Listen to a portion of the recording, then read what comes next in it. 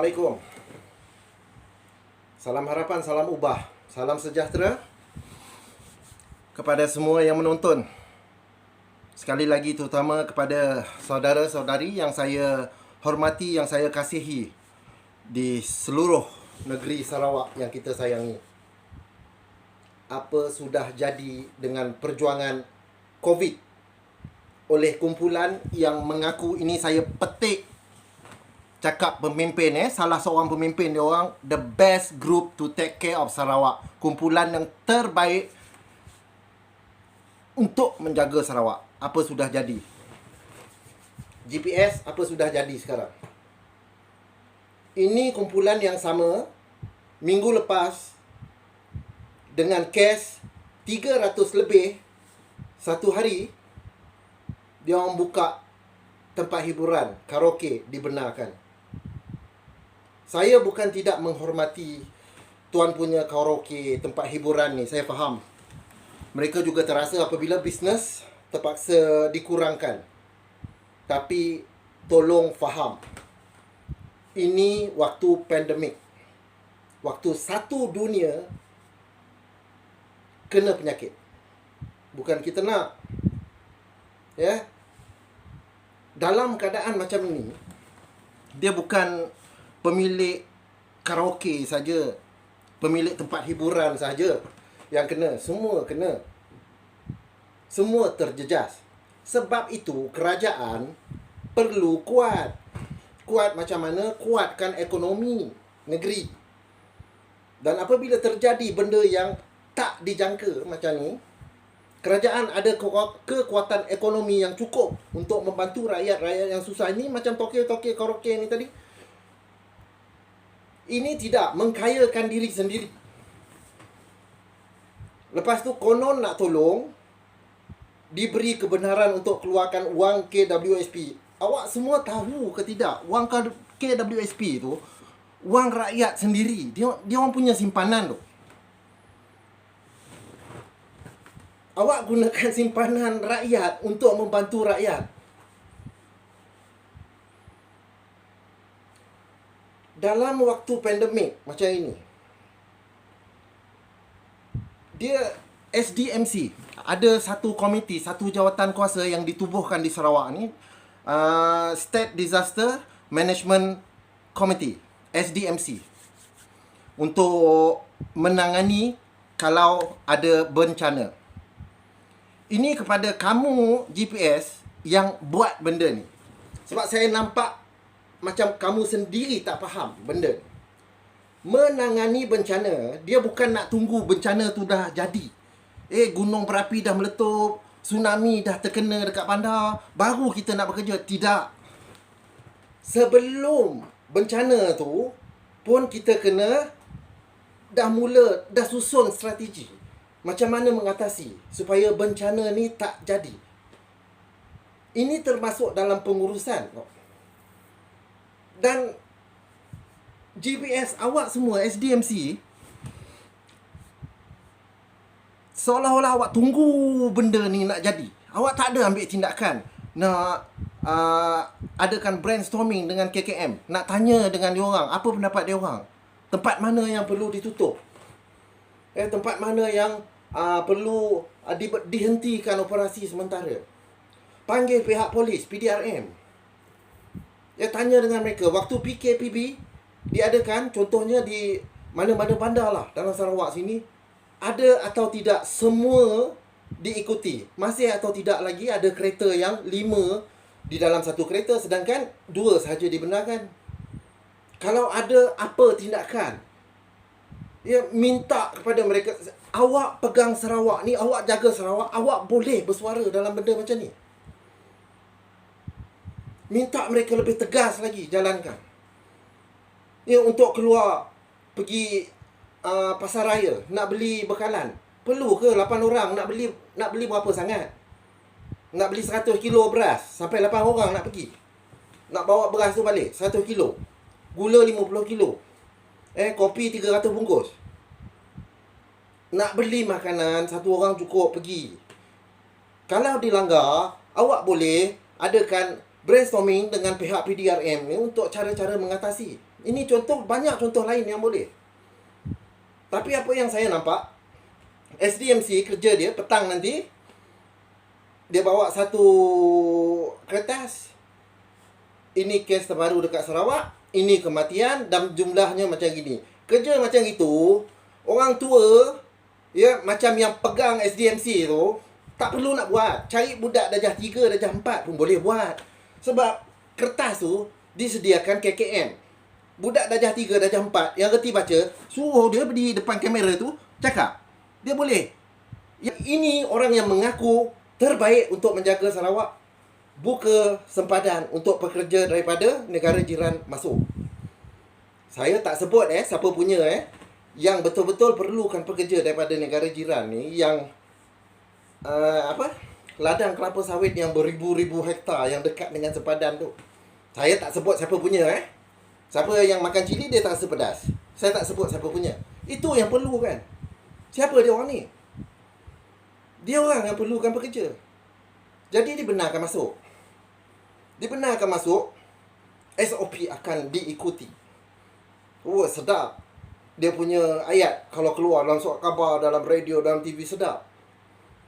Dia ikuti apa? Kalau awak suruh tauke yang ambil pekerja daripada Indonesia tu, ambil pekerja tu sendiri, ya, walaupun dia dah kena swab test dekat sempadan, keputusan dia tak keluar immediate tau. Tauke dia ambil, bagi arahan, tegas lah konon. Bawa pergi ke rumah, 14 hari kuarantin. Yang dia bawa ni, 5 orang ni, kita belum tahu dia positif atau tidak. Dia dah duduk satu kereta dengan Tauke ni tadi. Tiba-tiba dalam perjalanan, Tauke tu sakit perut. Dia terpaksa berhenti dekat satu restoran nak guna tandas. Dan katalah kalau daripada 5 orang ni tadi ada satu positif. Tauke tu dah terdedah dan dia pergi ke tandas. Berapa ramai yang expose dengan dia on the way? Ada fikir ke tidak benda macam gini? Ini kalau dah tua nyanyuk, perlu nak ditegur, perlu nak diajar, berhenti jadi pemimpin. Sebab ini basic knowledge tau. Ya, budak-budak lepasan universiti pun boleh handle benda macam ini. Awak dah tua macam itu, tak reti nak buat kerja, tapi masih lagi tegak berdiri dekat sana. Awak ambil tanggungjawab jadi pemimpin. Masalah macam gini, awak yang turun padang. Awak perlu jaga rakyat. Sebab apa? Ingat atau tidak lagi, waktu awak diangkat jadi pemimpin, angkat sumpah, awak buat, aku janji akan jaga rakyat. Sekolah buka, parlimen tutup. Maafkan bahasa saya, kepala otak. Kalau bagi saya, berbudak yang muda ni masih panjang jarak hidup dia, InsyaAllah. Dia orang ni yang patut bagi peluang. Yang dah berusia, yang mengaku pemimpin tapi tak reti bekerja, dan mungkin ada akan menjawab, iyalah, kalau kita turun padang, kita kena penyakit, siapa nak ambil alih tugas kita? Jangan bimbang, ramai yang boleh ambil. Kalau setakat kerja macam awak tu, lebih baik lagi. SDMC, GPS, buat hangin tau. Sebut nama apa, buat hangin satu badan. Tua saja. Tak padan tua. Ini, saya tak sebut ini, tak ada.